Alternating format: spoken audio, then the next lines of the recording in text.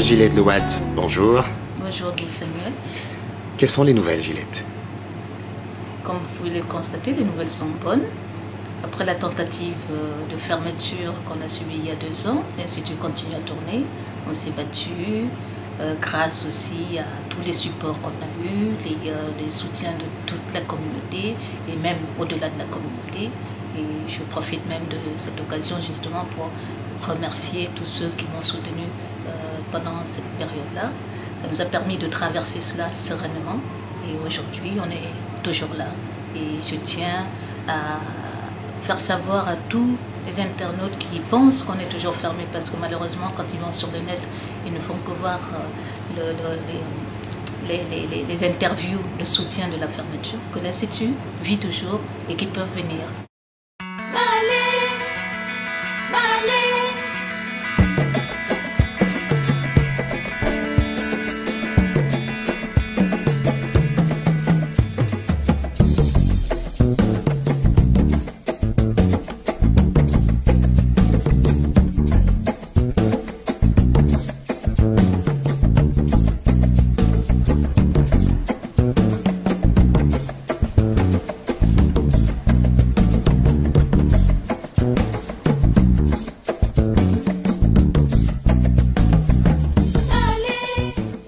Il y a 2 ans, vous avez lancé le sommet Beauté Divine. Où est-ce que nous en sommes aujourd'hui, Gillette? Et quel est surtout le bilan que vous tirez du premier sommet? Vous savez, le premier sommet de la Beauté Divine a été un vif succès. Et d'ailleurs, à la fin, plusieurs participants ont demandé qu'on remette cela. Et ce qui explique pourquoi cette année, après tant de demandes, on s'est dit que le sommet devait revenir à l'université Padre Dauphine, le lieu mythique où il a eu lieu la première fois, le 27 juin 2014. Nous allons reprendre les thèmes, pas les mêmes thèmes que ceux de la dernière fois pour ne pas se répéter, mais le thème reste toujours la beauté divine, la beauté noire. Je pense que avant de connaître Gillette, j'avais pas du tout, je n'associais pas en tout cas beauté et divine. Pour moi, la beauté était à séparer de divine et aujourd'hui, j'arrive à associer les deux. Pourquoi? Parce que j'arrive à être divine sans avoir besoin de produits chimiques pour me sublimer. Alors, ça peut paraître un peu compliqué, mais avant j'avais besoin d'un tissage, d'une couleur, de défrisage, de fond de teint et de beaucoup d'autres accessoires qui faisaient que oui, là je me sentais belle. Mais aujourd'hui, la beauté divine, c'est à la fois à l'intérieur et à l'extérieur.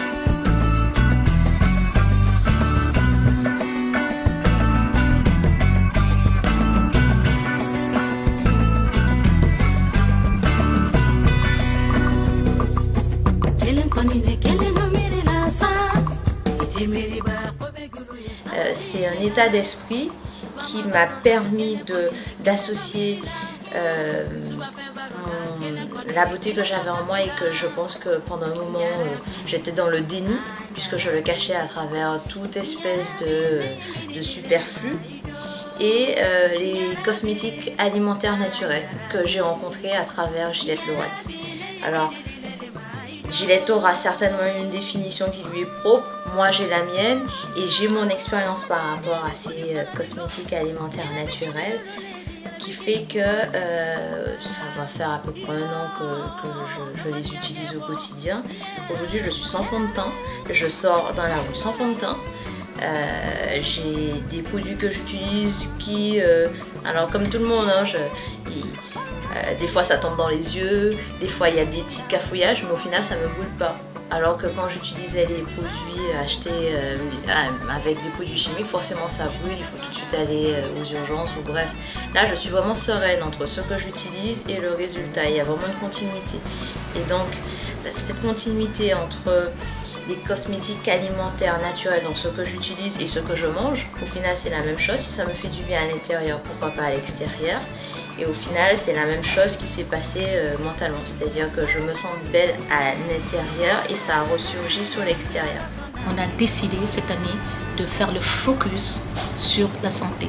D'où le thème du sommet cette année, c'est cosmétique et santé. Quelles sont les pratiques cosmétiques à risque? Qu'est-ce que les gens, acheter un produit de beauté n'est pas anodin.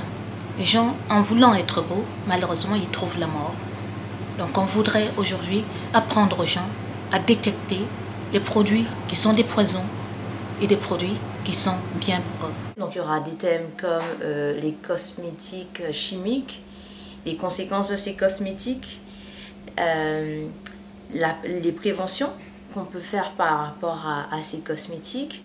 Ce qu'on voudrait, c'est valoriser nos produits du terroir, montrer que le produit que fabriquent nos grands-mères correspond nettement mieux à nos peaux que ce que fabrique l'étranger qui ne nous connaît pas. Donc, quelles sont ces pratiques cosmétiques à risque? Quelles sont les alternatives aujourd'hui? Pourquoi est-ce que les gens, par un défrisage, trouvent la mort, par un produit soi-disant pour avoir une peau un peu plus illuminée, se retrouvent à blanchir leur peau et ils trouvent la mort? Comment faire? Comment prévenir cela dans nos écoles? Comment aider nos enfants à ne pas subir ce que nous avons subi? Quels sont les droits du consommateur? Une fois que vous vous êtes fait brûler la tête, subi un cancer à cause des produits cosmétiques, quels sont vos droits? Et enfin, comment élever le marché de la cosmétique ethnique,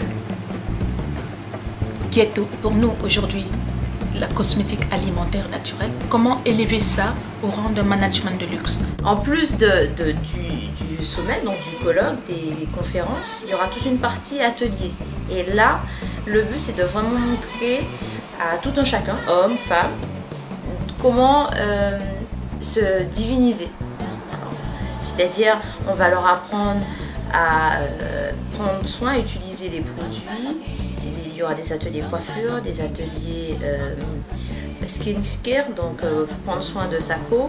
Il y aura d'autres soins autour, mais en fait on veut vraiment axer le colloque sur la partie conférence où les gens auront un enseignement, et sur l'autre il y aura une partie pratique. Aujourd'hui on a une alternative qui est la cosmétique alimentaire naturelle, c'est-à-dire qu'on utilise des produits alimentaires pour faire de la cosmétique, et c'est une cosmétique saine. Nous voulons donc mettre le point sur cela et montrer la vraie valeur de cette cosmétique et de vous faire comprendre que la cosmétique n'est pas que chimique, il y a autre chose. Je dirais que plus qu'un sommet, je pense que ça devient un besoin. Que les gens ont besoin de se savoir beau sans avoir recours à du superflu. Pourquoi nous serions moins beaux alors que nous avons à notre portée des cosmétiques alimentaires qui nous permettent de nous sublimer au naturel. Donc moi j'y ai trouvé, je ne vais pas dire mon salut, mais j'ai trouvé vraiment chaussure à mon pied, et aujourd'hui j'assume de sortir sans fond de teint, sans tout ce qui est superflu, et j'espère que d'autres y arriveront, parce que sortir, aller au travail avec ses cheveux naturels, je pense que c'est pas toujours évident, ou aller au boulot sans fond de teint, sans tissage, sans défrisage, je pense qu'on est tous plus ou moins passés par là et que c'est un message qui parlera à vous. Alors, soyez donc nombreux à venir le 27 juin 2014 à l'université Paris-Dauphine pour le sommet de la beauté divine. Ça se passera toute la journée. Et venez nombreux retrouver votre beauté divine le 27 juin.